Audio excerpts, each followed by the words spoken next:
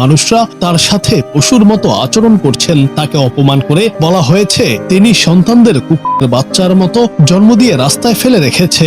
এ সময় অভিযুক্ত ব্যক্তির সঙ্গে তাকে বাকবিতণ্ডায় জড়াতে দেখা যায়। এই ঘটনা প্রমাণ করে মা গরিব হোক বা ধনী, সন্তানের প্রতি মায়ের ভালোবাসা কখনো কমে না। তাই তো সন্তানকে কুকুরের সঙ্গে তুলনা করায় চিৎকার করে প্রতিবাদ জানালেন এই অসহায় মা।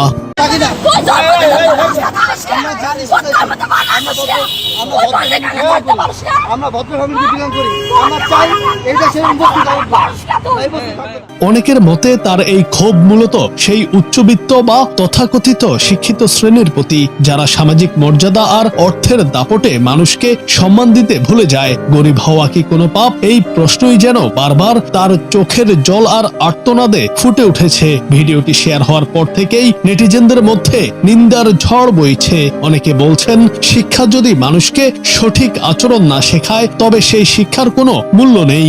আমি আনা বাচ্চাটা তিন ভাগা দিয়ে যায়, একটা টুকরা রোগ ভার হইছে দে ওনে ফেলে আমার কই কি বাচ্চা কুত্তার মতো হালা দেখাছ তুই, তোর বাড়ি ঘর নাই, আমি জন্ম দিছি তাই আমার বাড়ি ঘর তো থাকতো, তোর বাড়ি দিছে থাকতো মামা।